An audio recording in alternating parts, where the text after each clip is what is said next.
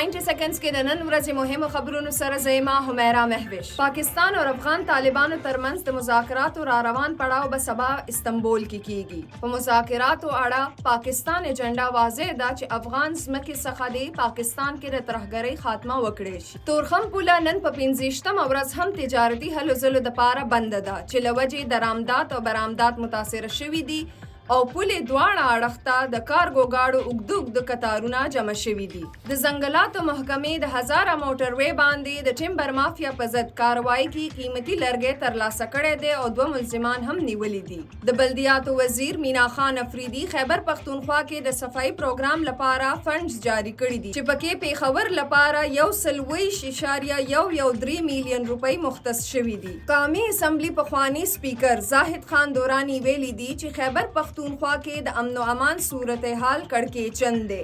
د افسوس وړ دا دی چې علماء کرام او د ولس قتل عام سلسله جاری ده ولې صوبایي مشرتابه په سیاسي سکورینګ جوړولو کې لګېدلي دي. امریکا کې 34 کلن ډیموکراټک سوشلیسټ زهران ممداني امریکې په تاریخ کې لومړي ځل مسلمان ناظم اعلی ټاکلی شوی دی. دا تر دې دمه مهم خبرونه نورو خبرونو او معلوماتو لپاره سنو پښتونخوا سره اوسئ.